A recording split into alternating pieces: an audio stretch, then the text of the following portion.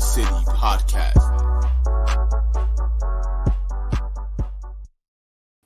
And ladies and gentlemen, welcome back to another edition of Keys to the City. I'm your host, Trevor Keys, alongside the big brother, Ted Keys. We will be joined with the long-awaited return by the Joseph Aguirre in just a brief minute or two. I'll say longer than that, but realistically, to talk some New York Yankee baseball. As we said, we were going to continue to track where the big guy was going to head while he's staying right back in the pinstripes. We will get down to that with the Joseph Aguirre. Like I said, the long-awaited return of the Joseph Aguirre. But you can check Keys to the City for live shows. You can check us out at Facebook, YouTube, as well as Twitch. If you do not get to check out the live show, you can check us out streaming on all services, Spotify, iTunes, Google, Amazon, as well as YouTube, and on Facebook, Instagram, and Twitter for more social media platforms at Keys to the City.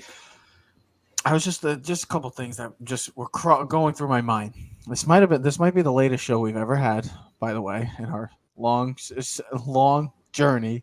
This is probably the latest show we've ever had. 9:00. It's over 9:00 right now, so this is definitely probably our latest show. Also, I was just looking at the intro, and it was just funny because every picture of me looks completely different than what I look like now, and Ted just still looks the exact same with the same goatee and the same hair. But Trev's gets different facial. And Trev has a long beard in one of them, and the other one looks a little different inside. Just like, yeah, Of course. you just look at how different I've looked compared to Ted, and I'm glad I just brought that up in the sense of that situation because you see how I've changed. Well, the New York Giants, we're going to get into them right now because the New York Giants at one point this season looked like they were a team that, hey, could be, maybe they are going to get to the playoffs. Maybe they could be a surprise in the NFC East and maybe in the NFL. At 6-1, I know a lot of people didn't take them serious, but it's almost been right now, currently, a tale of two seasons. The New York Giants start off 6-1, one of the hottest teams and the biggest surprises in the NFL.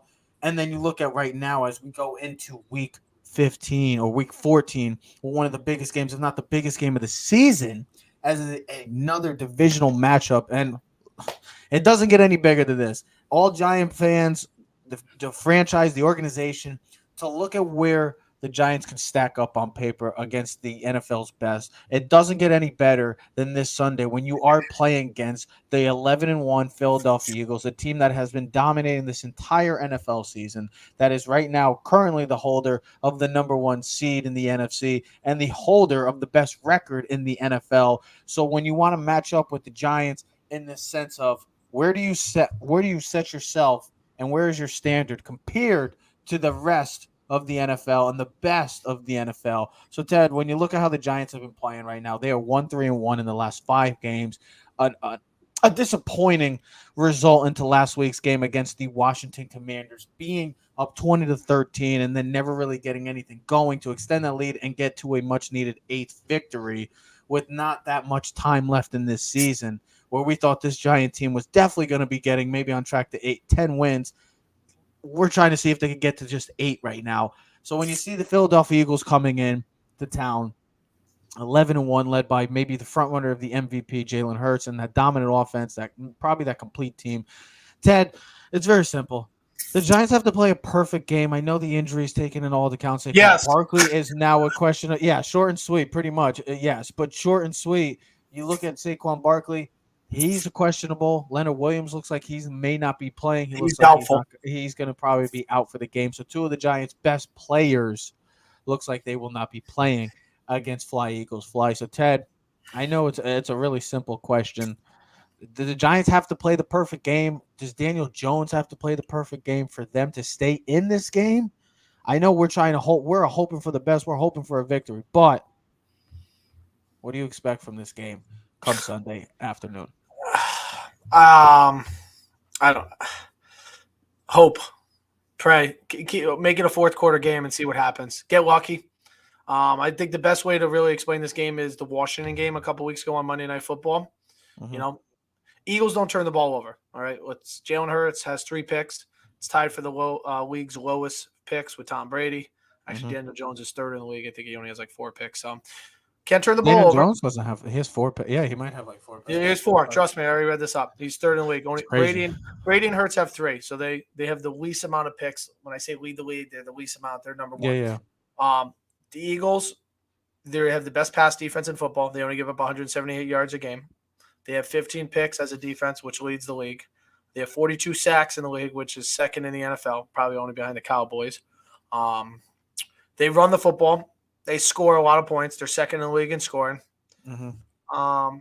Honestly, pray for snow and rain on Sunday. Hopefully a bad weather game. Hopefully Saquon plays. Hopefully Jalen Hurts has a bad game. Hopefully the Eagles turn the ball over and play sloppy.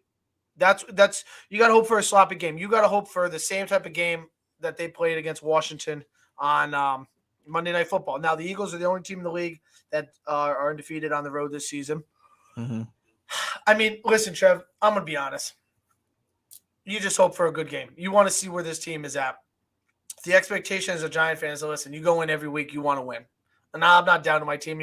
I know if someone's watching this, like, dude, you're saying we're losing. We're probably going to lose. I'm realistic. We can't pass block. You're playing against the second best pass defense in the league. James Bradbury, our former teammate, is the opposite of Darius Slay. We have no receivers. If our running back's out, it takes away our number one option.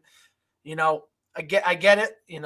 Daniel Jones had a great week last week. Second week in a row that he had completed over 80%, 200 yards, had a touchdown, had the most rushing attempts last week. He's doing well on the ground. He's not turning the ball over. This team doesn't have much, man. We don't have much. We're going into I'll be honest, we're going into a gunfight with a hand knife, and we're hoping to compete. So what we talked about off script was, let's just see them compete. Let's try to see what they're made of. Let's see their knit and grit. And listen, anything can happen in the NFL, right? So for me, if there's any year that could really be that much more clear, it's been this type of season. I mean, you look at the game a couple weeks ago with the Jaguars and the Ravens, right? I believe I saw on one of the sites or something that most favorite bet that week was the Ravens over the Jags. Well, Jags, they beat the Ravens. Now, I would say the Jags have a little bit more talent offensively than the Giants do. But I don't know, man. I mean, you got to play the perfect game. You can't turn the ball over. You got to play sound on defense. You can't give up any big plays. Make Hurts and that Eagles offense go down the field 10, 12, 14 plays. I mean, listen, they got Devontae Smith, A.J. Brown, Miles Sanders. I mean, Jalen Hurts is probably second in the MVP voting, maybe first in some ballots. You're playing the best record team, probably the most complete and best team in the football league. Give it all you got. Plain and simple. Play a perfect game and see what happens. Let the cards fall where they may. And this is also adding to this is the sense of Daniel Jones. You've played your part this year. I know you haven't been given the perfect circumstances. Injuries have played a massive part with the New York Giants. Not the weapons.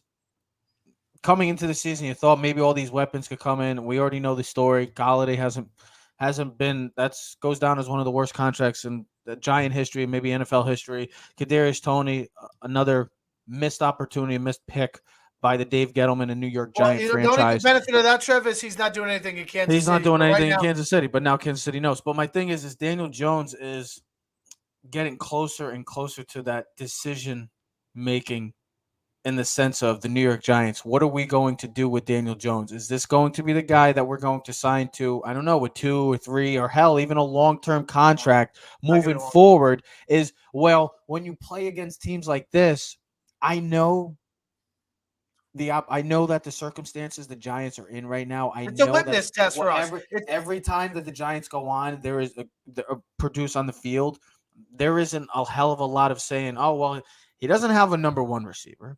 His running back and his offensive line, other than Andrew Thomas, has been a kind of a disappointment at times this season. They can't run the football now.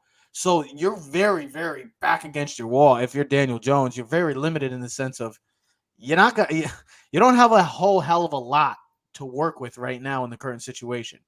So I know he's played his part. He hasn't thrown the ball turnover wise. He's when he is actually using his legs, he's been pretty effective for this New York Giant offense. The thing is, he's going to have to. It was working early on in Dallas in the Thanksgiving game, the play action, the RPO, it was working.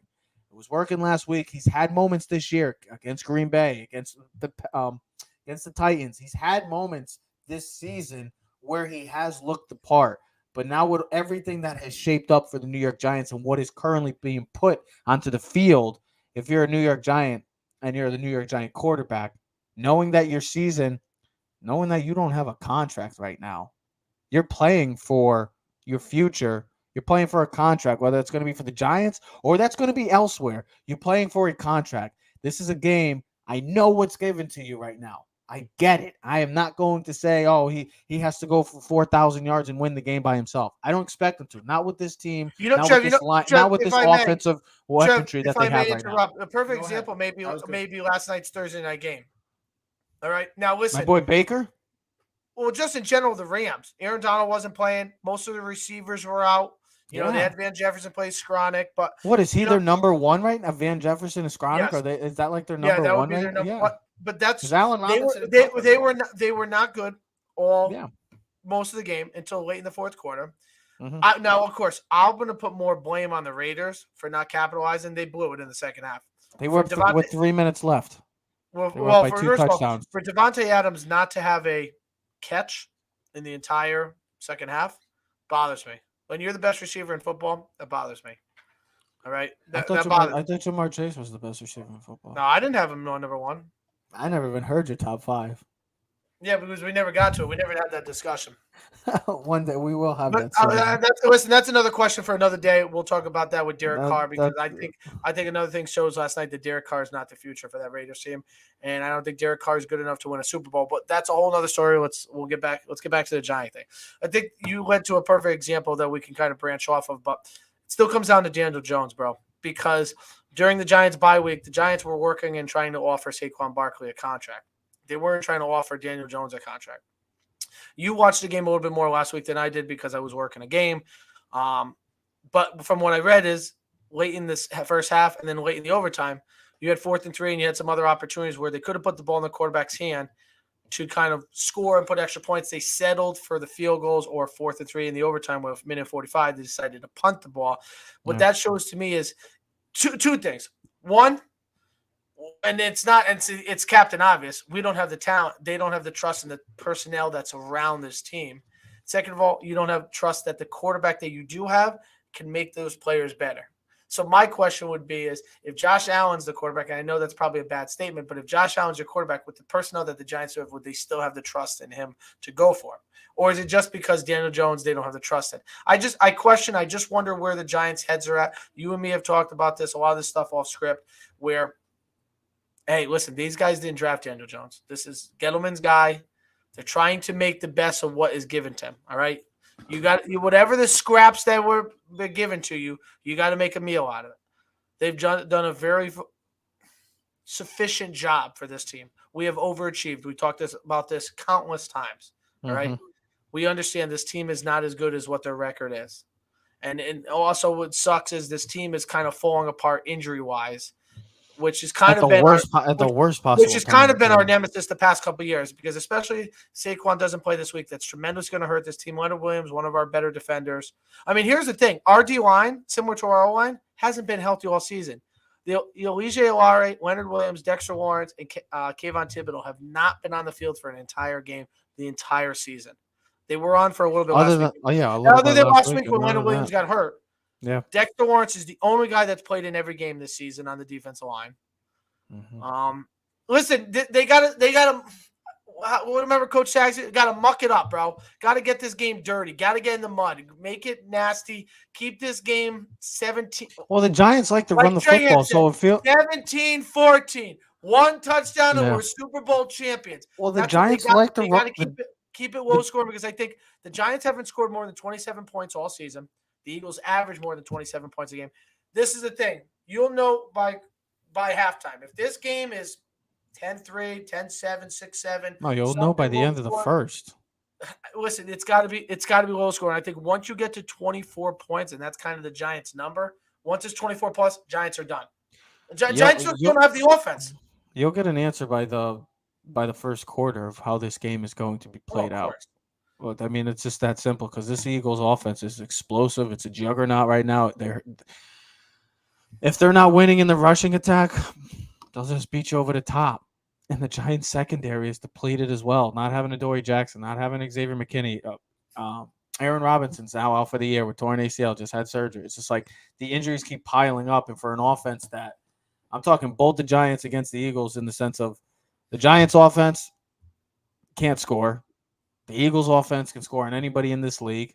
And if it's not getting with the run game, Oh, Shane you Lemieux, have he's out too. if you can't work with the run game for this Eagles team, they'll just beat you in the passing game. And the weapons that they have, AJ Brown, Dallas Goedert's not even there. But once he comes back, that's just another massive weapon to have. But they got Miles Sanders, who's been great for them this year. They Yeah. got Devontae Smith. They got Quez Watkins. But they might have the best weapon in the NFL right now with Jalen Hurts. He's been absolutely phenomenal for this Eagles You offense want to know? Hey, in this listen, you Eagles want to know how franchise. phenomenal he It's is? going to it's going to be you're going to have to play the perfect game. If you're the New York Giants, if you want to try to get to the playoffs, you're going to have to play the perfect game. I know the circumstances haven't given you a bright spot right now, but you're going to have to just play as best you can for 60 minutes and play your perfect game Jeff, you want against me? right now the best team in the NFL. I'll end it on this, and this is not really even a positive for the Giants because I feel like we're more Eagles fans talking about this. But you want to talk about what type of season Jalen Hurts has? Right now he has total 2,900 yards in the year, just 204 yards, less than he had all season last year. He has 20 touchdowns. But Hurts right now has gained 3,379 yards of total offense this year, which is the fourth highest in the NFL, only behind Patrick Mahomes, Josh Allen, and Joe Burrow. So, I mean, he's got 9 rushing touchdowns. He's got 20 passing touchdowns. He's got almost 3,000 yards pass. I mean, listen, this guy is having a phenomenal season. That's why he's one of the 2 top candidates for the MVP, and that's why his team right now is 11-1 and should be, not the Dallas Cowboys, should be the favorite to come out of the NFC to represent them in the Super Bowl. Well, speaking of Jalen Hurts, let's get over to that 2020 class because for anybody that doesn't know, the 3 that we always talk about in that class is Justin Herbert, Tua Tagovailoa, and Joe Burrow, but there was a 4th in that, and that's Jalen Hurts. Whew. Now, I know that there's a massive game this Sunday night between the number 5 and the number 6 pick in that 2020 NFL draft. Justin Herbert versus Tua. Miami Dolphins travel to LA. Am I getting ahead of myself and saying who are you taking in the sense of if I had to rank that class, because that class could end up becoming an all-time great class. Like, you really think about it, Joe Burrow has already established himself as a top 3. Listen, not to cut you off, but we also hold on. We got to say this though. To be great, you got to win some Super Bowls. Okay, but Joe Burrow, it looks like he ain't going anywhere anytime soon. Just got to the Super Bowl last year for a team that wasn't even supposed to be into the playoffs. This year, they look like they can run the table again and get back to the Super Bowl and hell, even win it. Then you got Justin Herbert, who has all the tools, all the makings of a 5-star quarterback. I guess you'd say 5-star athlete, 5-star baseball player. He's a 5-star. He's got it all. 5-star quarterback. How about a 5-tool player? 5-tool player as a quarterback, yeah, he's got all the tools to be a phenomenal. Yes, he's got it all.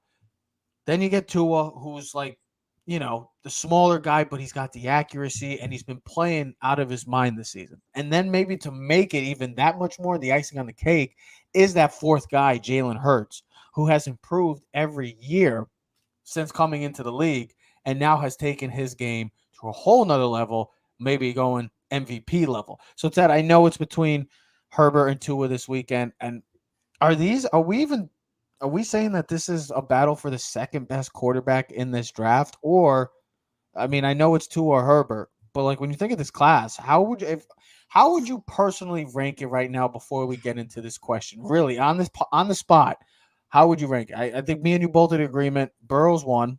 Yeah.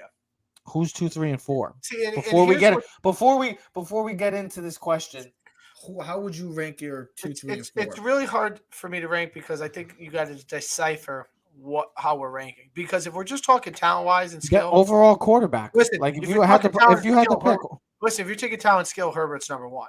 Okay. Talent and skill. Who's the best overall quarterback? Joe Burrow is the best quarterback of this. I know that he's number 1. I get that. Who's 2, 3, and 4? Here's what I would say that is going to be hard to determine right now, and it's probably a better question for the after the season is because first of all, we got to see what happens, but I don't see the Chargers now making the playoffs unless they get hot. But if they win this week, it'll be a big step. They win this week, and then what happens with the Jets? Maybe they sneak in. All right, but here's the thing. We've seen Burrow in the playoffs, right? We saw Jalen Hurts in the playoffs last year. Not too good. Hurts is going to have another opportunity this year to prove himself in the playoffs. The question that you and me have talked about is, how does Tua play in the big games? How will Tua play in the playoffs? Because I think right now the second best this year, it's Jalen Hurts would be the best quarterback, followed by Joe Burrow, by Tua, and then Herbert would be fourth. If we're just talking this season, 2022, that's how I would rank him. Jalen Hurts is your best quarterback in this class right now, in this season, just this season, followed by Joe Burrow, followed by Tua, because Tua's had a stellar season, and we forget. Everyone wants to knock him for last week's game against San Francisco. Didn't play really well. I get it. But he was at the MVP candidacy right there. And he's got plenty of time this year to finish out the season and prove that he's still the guy. Listen, Tua didn't have it all. He went to Miami at number 5. He went to an organization that they fired the coach in 2 years. Wasn't the type of coach they needed. Didn't have their starting receivers with Devontae Parker and Jakeem Grant. All right. They had no running game. They had no offensive line. Was one of the worst offensive lines. They had no weapons for him to succeed. They didn't have an offensive-minded coach. The Chan Gailey offense did not work for him. Now Mike McDaniels, it shows when you find the right coach with the right personnel what it does. You've seen the changes. We've seen this personnel. Look at Jalen Hurts. Look what the Eagles have done with Nick Sirianni for them, right? You draft Devontae Smith. You bring in A.J. Brown. You make the big trade. So now you give him you had Dallas Goedert. You had Miles Sanders. You got a couple other running backs. You have a solid offensive line, if not one of the 5 best offensive lines in all of football. You can run the football. So everything is set up. Similar to Joe Burrow. I don't mention Joe Burrow because we know what the type of weapons he has. We joke about it because his weapons are, I mean, he's got 2 legitimate number 1s on his team. And Tyler Boyd's no slouch. Yeah, Tyler Boyd's a great slot. He's a great number 2, great number 3. Some people, the Giants would love him to be our number 1. That's how depleted the Giants are. And we've talked about this before. When you talk about quarterbacks need weapons to succeed. I don't care who the hell you are. Josh Allen was no one before Stephon Diggs. Sorry. Look how good Aaron Rodgers is without Devontae Adams. Oh, he ain't that damn good. You know what I mean? What would Kirk Cousins be without Justin Jefferson? Probably a bench player. You know what I mean? You need stars. Herbert's got some players. The problem with Herbert is I don't know if I blame Herbert or if I blame the coaching staff. I think there's got to be a certain level though that you got to start saying. If you're that damn good, and Justin Herbert to make people better. You watch Colin. You saw the stats. His defense has been one of the worst defenses.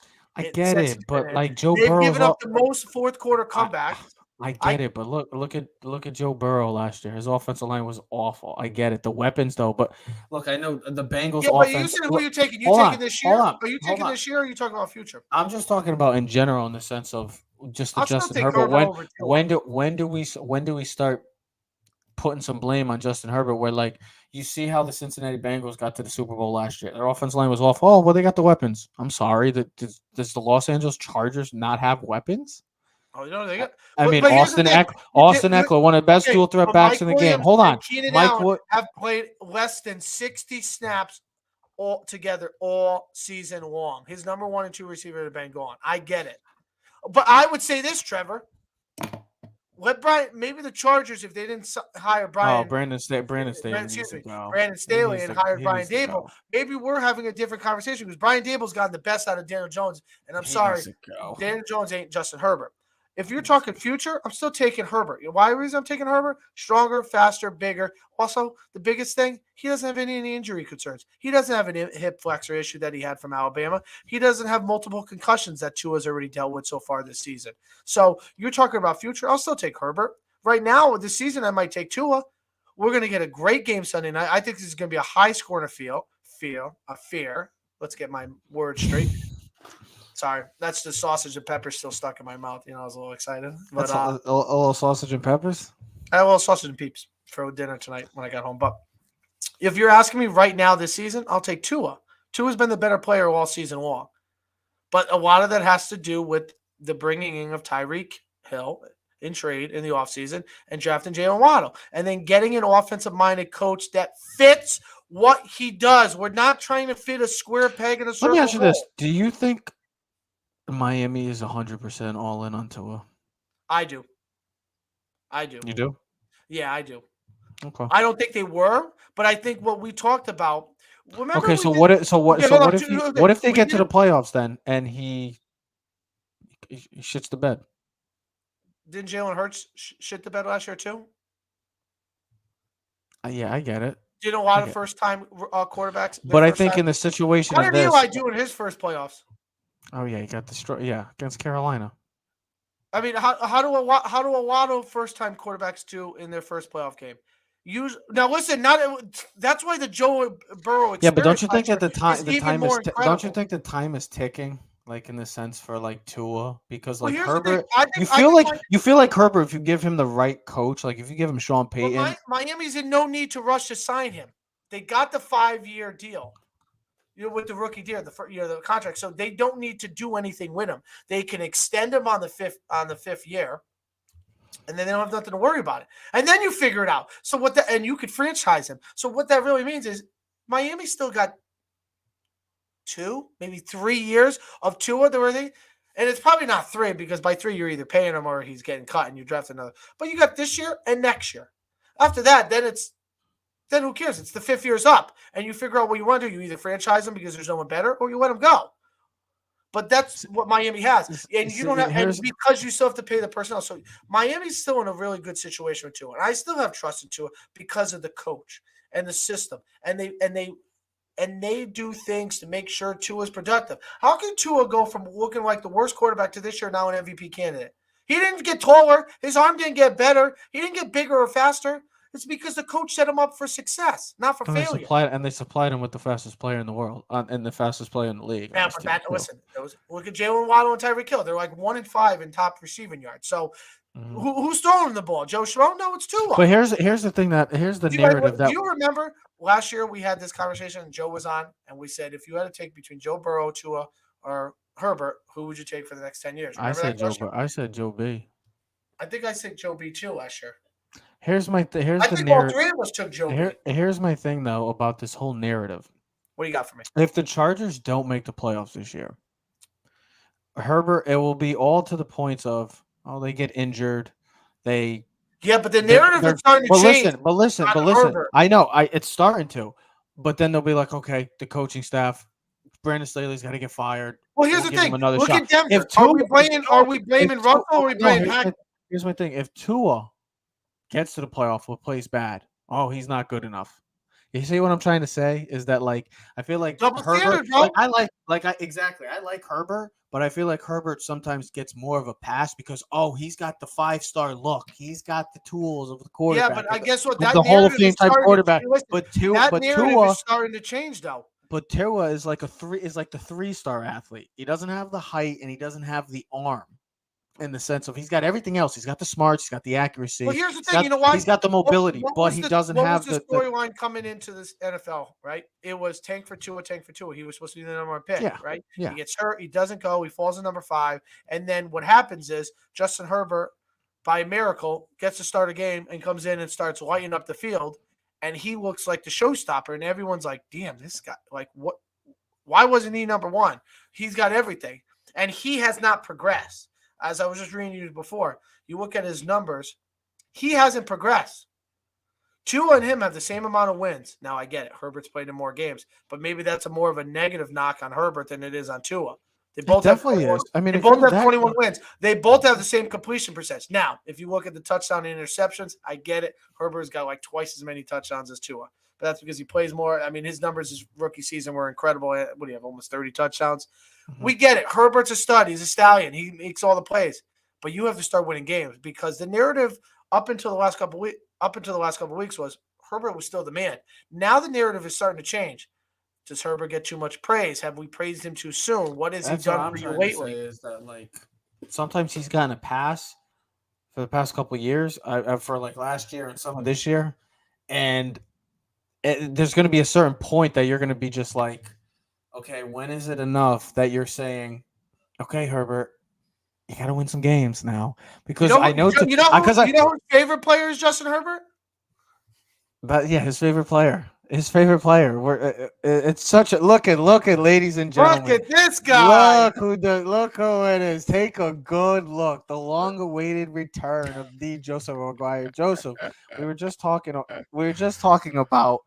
He's frozen. Is he back? Oh, he's back. He's back. But yes, the long-awaited return from the Joseph McGuire. You're just talking about the Herbert and Tua, and we're starting to come around in the sense like Herbert, you got the 5-tool star, you got the athlete, you're like a baseball player, you got it all. You got the look, the Would you arm, say the he's the size. A-Rod, Jeff?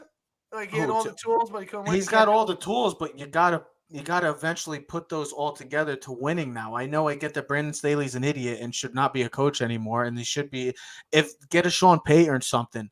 But you're looking like Tua. Tua makes the progressing leap. I know that it's because of Tyreek Hill and stuff like that, but you're right, Joe, in the sense of you got to start winning some games if you're Herbert because you can't go another year not making the playoffs. Yeah, and he's playing.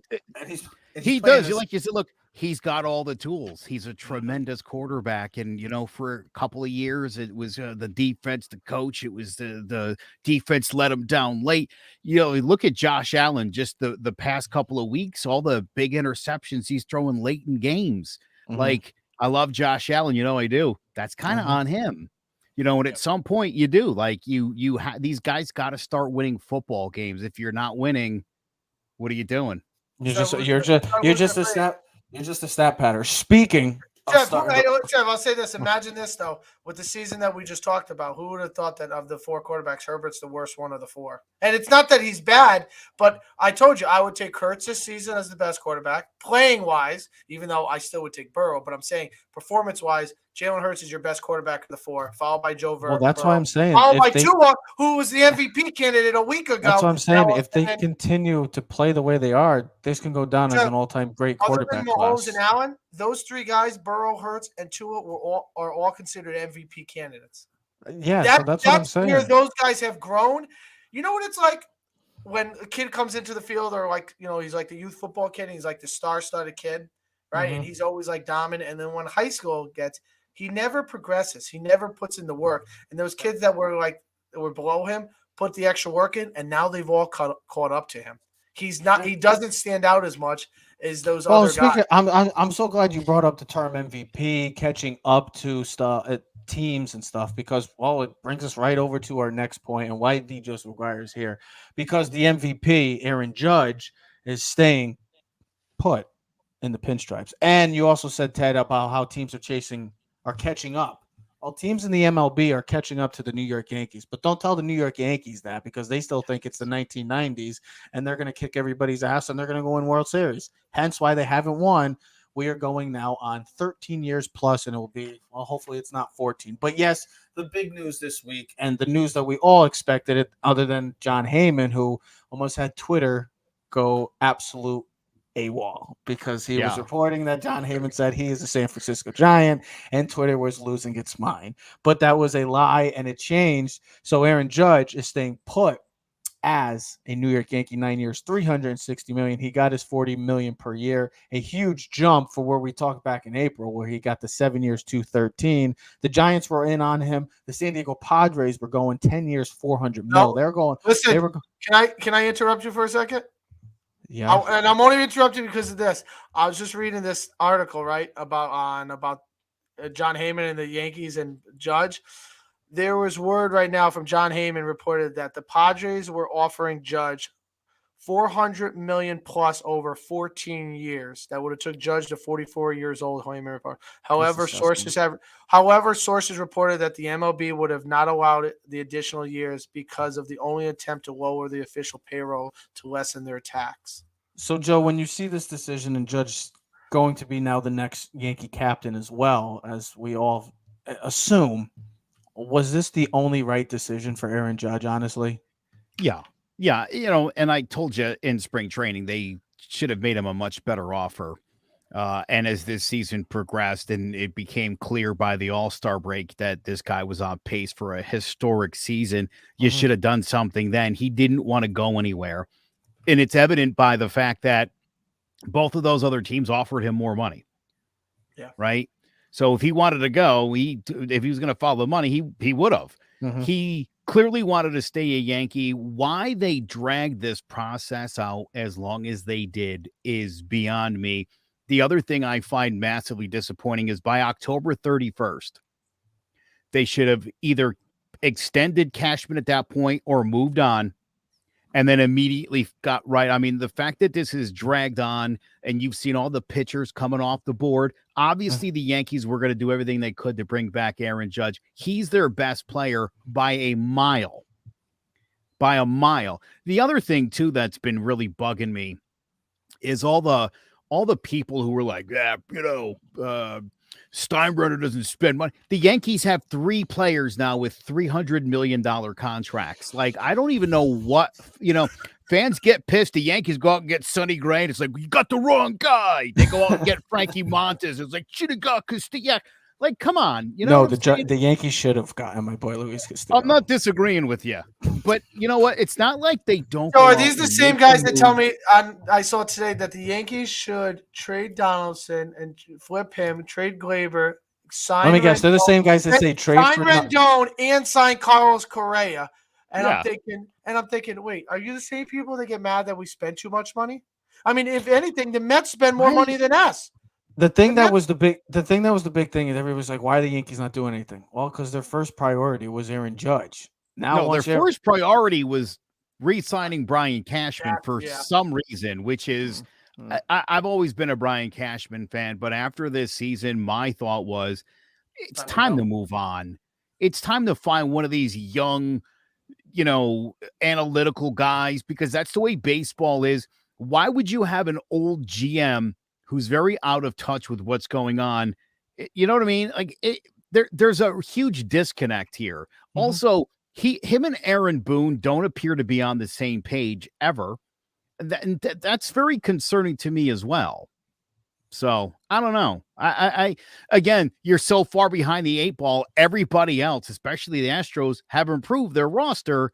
And, for your troubles, this reminds me when the Giants re-signed Leonard Williams 2 years ago and everybody was excited. And it's like, nope, this team is not any better today than it was yesterday, right? You've just kept your guys, so you're not worse. So that's good. Okay. The Yankees aren't any better. Tommy Kahnle, nice. They re-signed Rizzo, nice. But this isn't a better Yankee team than it was last week. Since Judge is signed now, if you're as a Yankee fan and you put your GM cap on right now, if you are Brian Cashman, Joe, what would be your next move? Since you got Judge wrapped up, now are you looking at Carlos Rodon as the next top guy option, or Brian Reynolds, or I know Yankee fans, I've seen Twitter and Yankee fans are like, oh, please, if we get Carlos Correa, I'm still sticking on it. I said it last year, and I know you guys think I'm crazy. If the Yankees sign Carlos Correa, I'm going to be pissed. I don't want that. I don't want that guy on the Yankees. Are going to have 4 $300 million guys, because that's the type. No, I don't want. He's not on a 1 year, $25 million deal. I don't want shortstop next season. No, I understand that. I understand your feelings. No way. I understand, but I want to. Can I tell you something terrible? Can I tell you something terrible? You're not going to want to hear this. Either one of you, no one watching is going to want to hear this. Jose Altuve is going to come to the Yankees. Josh Donaldson is the starting third baseman this season, whether you like it or not. Yeah, there absolutely. is I understand a 0% chance that contract is going anywhere. And all you can hope for, look, he had a really good season from a defensive standpoint. Yeah. And all year, candidate, if not the he definitely should have, Teddy. You're 100% right. I thought even in August, like, all right, he's going to hit a whole bunch of home runs here. It's Josh Donaldson. How is this guy not producing at all? I was shocked that he literally made it through an entire season without having a single productive month. For a former MVP, that's shocking. That said, look, new situation. He got traded kind of late. It had to get over the whole thing with Garrett Cole, had that thing with Tim Anderson. Joe, he was awful in the postseason. There was no hope for him. Well, but then again, everybody was terrible in the postseason. And once again, this came down to not the pitching. This came down to the hitting. Wasn't timely, clutch. They couldn't produce when they needed to. Everyone's swinging for the fences, down 2 or 3 runs. Doesn't make any sense. Mm-hmm. The Yankees need some contact hitters. You need DJ LeMahieu to bounce back. And by the way, if somebody needs to be traded, it's Gleyber Torres. Yeah. Gleyber Torres is a terrible second baseman. I understand he was worse at shortstop. He's one of the worst second basemen, sabermetrically in all of baseball. And when you take a Gold Glove winner like DJ LeMahieu off second base, Your defense is worse. It's not a good alignment for you. Mhm. Okay. I've been saying that all year. We'll just put him at third. Shut up. He's a Gold Glove winner. He should be playing second base every day. Glaber might want to pick up an outfielder's glove and try something out there, because I'm telling you right now, when he's on the field, that's the Yankee, whatever it is, whatever the combo is, it's the Yankees' worst defensive metric. So either trade him for something, maybe to the Pirates for a Brian Reynolds, something. The Yankees can live without Gleyber Torres. Well, speaking of moving shortstops, I mean, the Padres, they're considering moving Fernando Tatis Jr. to the outfield too, so it wouldn't be out of the discussion. But I think if it was more realistic, like they tried to do at the trade deadline, where they were talking to Miami about Pablo Lopez, I wanted to just be a typical Yankee fan and just say, give everything they want and go get Sandy Alcantara. Do you remember when Bryce Harper offered to play first base for the Yankees before he ended up signing with Philly? And you remember what Brian Cashman said? I'm not going to sign a guy out of position. Right now, if you look at the San Diego Padres, and I get it, they're just and they just got Bogart. I don't know where all this money's coming from in San Diego. I really don't. Remember when they first got Machado and we're like, wait, where did this money come? That's just long gone. That's like. But you're also looking at now. You've got no less than 1, 2, 3, 4, 5 different guys are going to be playing out of position for the Padres this year. Even with Soto moving to right, I mean, it's. These guys are all great athletes, right? You know, you could stick LeMahieu at third for a couple of games. He's going to be fine. He's not a third baseman. Yeah. Right? Bryce Harper's not a first baseman. Moving Xander Bogaerts to third base, there's no telling it's going to pan out. You know, playing Trevor Story at second, we'll bounce it back to short. We saw the Gleyber experiment, and we saw how much that failed. Again, defense is important. And if there was one thing I think that the beginning of this season the Yankees proved was, right, and it was different in the postseason, especially when you're kicking the ball around, you're giving your opponent extra outs. It doesn't make for winning baseball. Yeah, Ted, I know you haven't. I know you're still there. If you were the New York Yankees, if you were the GM of the New York Yankees, since Judge is signed now, what would be your first move, honestly? If you had to really seriously consider with the players that are still out there, you got, like I said, Correa, Brian Reynolds, possible trade. Rodon. I think the big name guys like Rodon. Now you see like Taijuan Walker got and a couple of other guys. Those guys are getting 4 years, $70 million. Rodon's asking for 6 years, and I'm not giving a guy like. No, listen, hold on.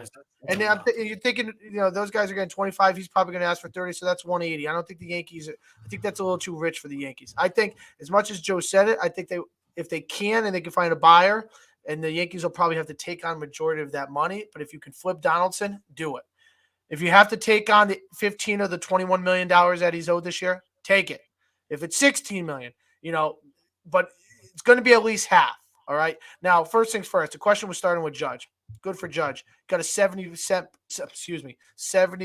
increase from 213 to 360. Now, Joe, I was reading all the reports. The Yankees were at 300. Yeah. They brought him in, went to the Giants. Supposedly the Giants are at like 360. The Padres flew him in for a 3-hour thing. They were at 400. Suppose I was just reading Brian, I think it's Koch. He was explaining how the Yankees, supposedly Cashman called Steinbrenner, when he was in Italy on vacation, said, here's Aaron Judge's number. Like, you need to call him right now. And I guess Steinbrenner, because they were pretty close then. I guess Steinbrenner called Judge man to man on the cell phone. Was like, do you want to be a Yankee? And he was like, I always wanted to be, but blah, blah, blah. And then supposedly he called Cashman back and said, get the deal done. Figure it out. And so the Yankees went up from 8 to 9 and 360. Listen, I think what Judge proved is he wanted to be a Yankee. Because if he didn't, like you said, Joe, he could have took more money for the Giants. He could have took more, because the Padres were offering 10 years, 400. The Giants would have went the extra year and the extra money too. So the Yankees, I heard, supposedly went to 320, but once they knew they had to move to 360, it was like, hey, listen, we got to get to that 40 million. That's what he wants. He's deserving. So I'm happy for Judge, right? And people are like, that's a bad deal for the Yankees. In baseball, bro, it's not about the 9-year deal. We do this all the time. We give out 9, 10, 12, 14 years. I mean, Fernando Tatis, 14 million. Bogarts. Alexander Bogarts just got 11 years. 11-year deal for a 30-year-old guy. Listen, it's not about the 8, 9, 10. It's about the first 5 years. Just like when we signed Cole, people go, "Oh, you overspent him." I don't give a shit about the 8, 9. I care about the first 5 years. If Judge can bring home a championship next 5 years, even like the Padres, it'll be worth it. That's how you got to look at it. It's not you eat the last 3 years, or you flip them, or you trade them at the. It's whatever. And at the end of the day, $40 million in 7 years might not look too bad. Because I don't know if anyone's realizing money, $1.3 billion has already been spent so far in Major League Baseball. Brian Nimmo got, 8 years? The guy's played one season over 150 games, never hit through 300, never won an All-Star game, never played an All-Star game, never hit more than 20 home runs. He got an 8-year deal for the Mets. And got Joe said it best. Yes, Judge is signed. It doesn't make the Yankees any better. It doesn't make the Yankees any better. Here's the same team. There's nothing different for this team. We are going to get some of those bullpen guys back that were – in injuries. Britton, eventually Green's going to be back. We got to replace Tyone, all right? You got to replace James Tyone because he was a very good pitcher for the Yankees. So you got to find another pitcher. Because right now you're looking at Nestor, you're looking at Herman, you're looking at Severino, you're looking at Cole. Nice 4. We got to get another good starter. I think you got to look at that second class. Are you forgetting about Frankie Montas completely at this point? He's irrelevant. Yes, I would put him into long relief. You know what I mean? Herman, utility guy, bring him in as the 6th starter, whatever. He's irrelevant. I was just reading. I don't even know how to pronounce this guy, but they're just talking. I was reading this MLB article. It says sign the Japanese guy, Kota Senga, S-E-N-G, Senga or whatever. I guess he's got a really high fastball, upper 90s. Sure. Again, you see the Red Sox overspin on Yoshida. I mean, again, it's like, do you want a proven commodity? Yeah. Or do you want to take a shot on something you don't know? I think Frankie Montas, and I got to tell you, he's been on my fantasy team for years, and he was just starting to get to be a consistently good pitcher. I think much like Josh Donaldson, I think that there's going to be high hopes that guy can turn it around and give you the kind of season he's capable of. Well, listen, and for the money those guys are making, I'm telling you, it's going to be. Again, Teddy, I'm with you. If you could move that thing somehow, move it. Well, but I just don't see it. You got if we can move Donaldson, you try to do it, all right? But you got to find a team that's willing to take him, all right? But they also need a third baseman at that point. Well, that's where I moved DJ over to third. And I have and listen, I know you don't like it, but that's what I'm doing. And here's the other thing. I think as much as I do like him, I'm flipping Glaber for someone. If I could send him to the Pirates to get Brian Roberts to play outfield, he's a contact hitter. He hits for average. He gets on base. He can move plays. And then I'm maybe going with the 2 young guys up the middle. All right. What about Benintendi? They bring back. If I can get him to resign, I'd like to get Benintendi. You know, we need another corner outfielder. I don't have trust in Hicks. Other than Judge, you're not going to have Stanton play much. I don't want to go in with Oswaldo Cabrera. That's what I was going to say. Hold on. Because here's the thing. My thing is this, Trev. I'd rather have the 2 young guys up the middle. I know that's weak, but I like to have them at second and short. My Volpe and the other kid. All right. I got Rizzo at first. I'll put DJ at third if I have to. I like to get in a veteran guy that can play both positions, that can fill in for those young guys when they need to be. You have Judge. If you can get Benintendi, you can put the kid Cabrera. I like to get another wing outfielder. And here's the other thing. I got to get another bullpen guy because you're going to lose Chapman. All right, you're going to get some of those guys back, but you got to shore up the bullpen because if one thing you should be proud of as a Yankee the last couple of years is you could settle on that bullpen and know that once they got to the 6th inning, the game was over. You shorten the game because here's the thing. As good as Houston's starting pitcher was, and it was phenomenal, bro, their bullpen might have been better than their starting pitcher. Oh, locked down. Can I just say this then about this whole shortstop thing with the New York Yankees and why people keep saying it? Like, why can't they just give not IKF? We already seen that experiment. Well, here's the truth. But why can't they give Peraza an opportunity? Sure, but that's what I just said. Have Peraza and Volpe, and if you want to keep Volpe's not ready. Volpe's not ready yet. I don't think he's ready yet. He doesn't play. Why isn't Peraza? Because we've already seen Peraza come up. Why can't Peraza get the Well, then move Volpe to second base and let Peraza play shortstop. And use IKF as your utility guy. Here's the thing. Or put Volpe at third and put DJ at second. No. I would prefer I don't know who's that. got the better. DJ's at second. But here's the other thing. I think if the Yankees can also flip IKF, they would too. I don't think they're gonna. But he maybe is my utility infielder with another guy. All right, and DJ could play him, and maybe like you said, Peraza and Volpe. Joe, let me just But say you got to let these young guys play too, and got to find out. That's what I'm going to say. Why I'm sick can't of hearing about all these guys that they're so good, they're so good. What are we going to wait till they're 27 like Judge? Is it a Yankee thing where they want to wait till he's 27? And that's what I was going to say is why can't Peraza get an opportunity? Well, right. Why do we keep saying again, Correa or Dansby Swanson when we can before, we have 4 shortstops in our freaking farm? The Nationals thought a lot of Juan Soto when they brought him up at 19 years old. You could say the same thing with the Padres and Tatis. Maybe these guys are wasn't Devers like 19, 20 years old when he played for the Red Sox? Absolutely, yep. It was 19 years old. Chapman. The Yankees are very, and we've talked about this. They're always very with the prospects. I was shocked last year. At no point did they just give Esteban Florial 30. Just give him a month. Let him be the starting center fielder. He's either going to sink or swim. And the worst thing that could have happened was, maybe he would have been an everyday player. Maybe he doesn't have the power bat you thought he was going to have or whatever. But, instead you go out and you expend, more resources on Benintendi, who gets hurt, and then it ends up kind of being a waste if you don't get him back or whatever. So, yeah, sometimes you just got to take these young guys. Look how they ruined Clint Jackson Frazier, whatever his name is. Just let the kids play. They let Jeter play. They babied Posada for a few years, and then finally they cut Girardi loose and they let Posada play. He turned out pretty good.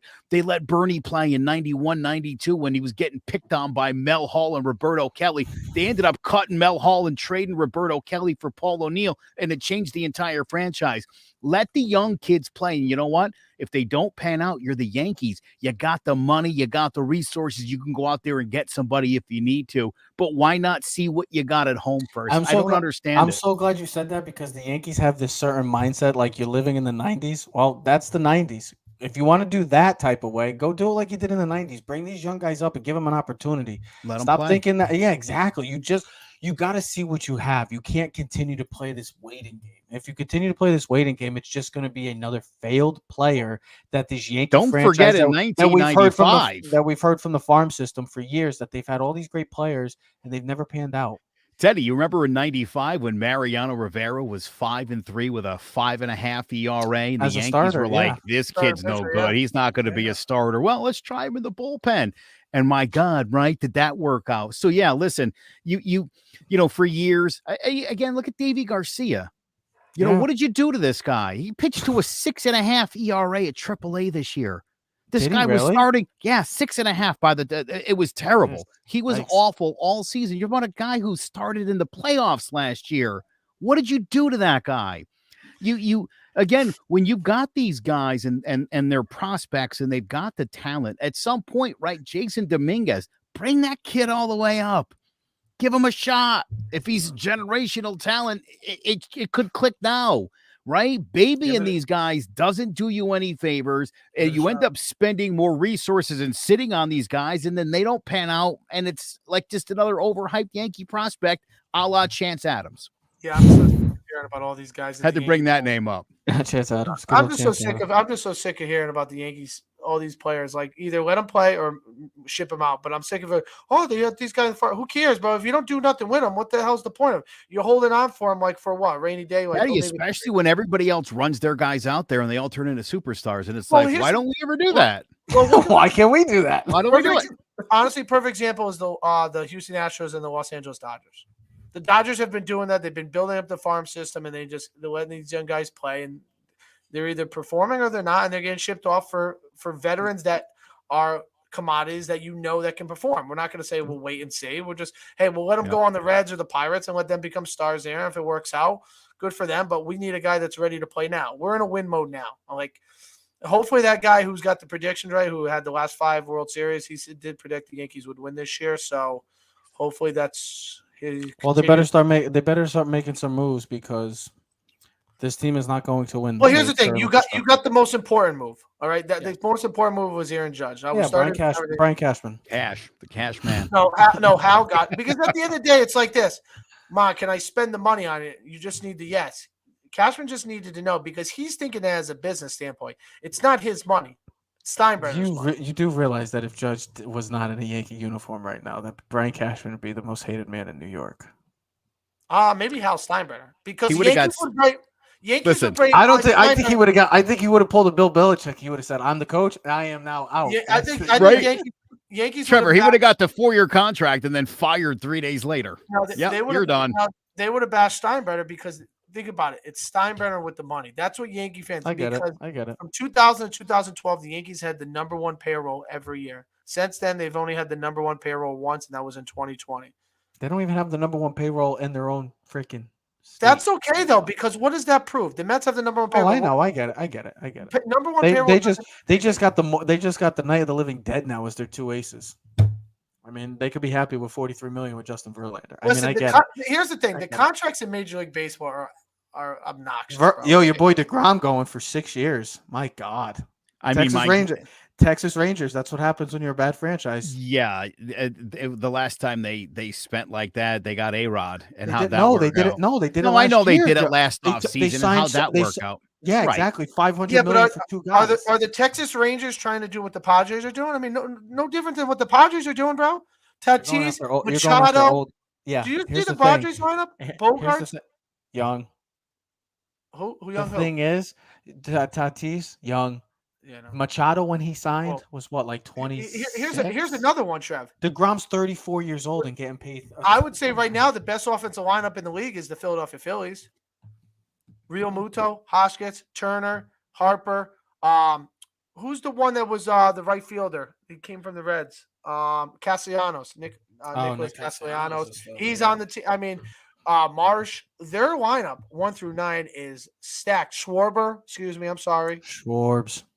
Yankees need to go figure something out then, because there's some good competition. There's some good competition out there. I tell you that NL East, like the Mets, I'd still put them third right now in the division. Yankees should just trade everything for Julio Rodriguez. Sign me up. Let's just go. I'm gonna be a dumb Yankee. I'm gonna be a dumb Yankee fan and start posting stupid requests. Gleyber for Julio, straight up. Aaron Hicks and Gleyber Torres for Julio.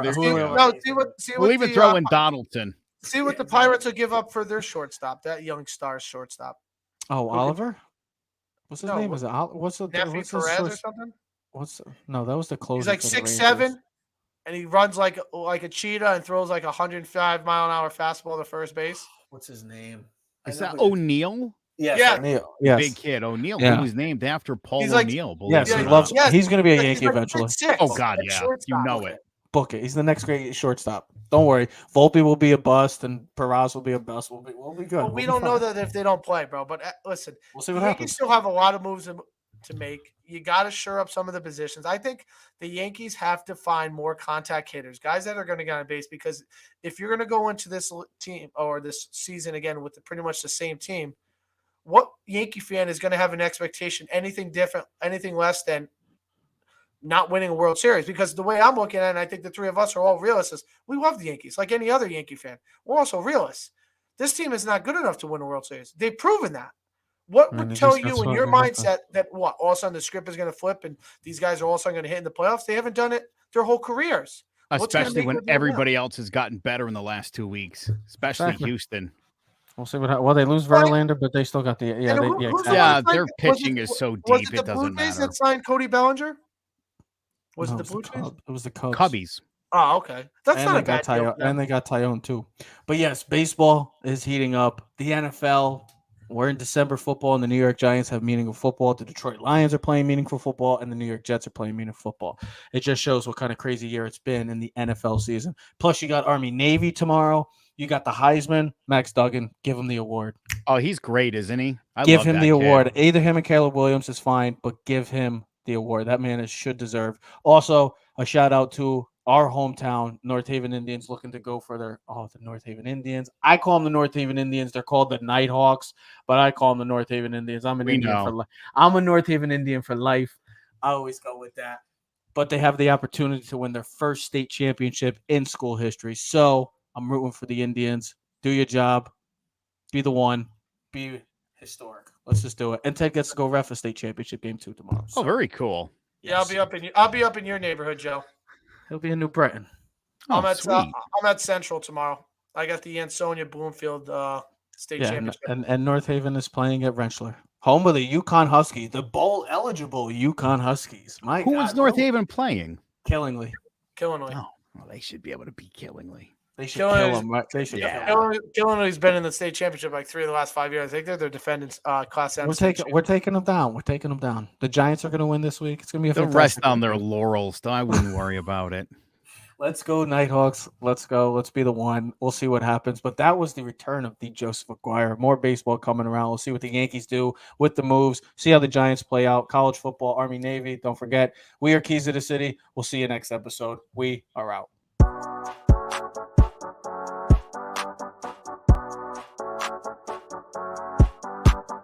You are now in tune to the Keys to the City podcast.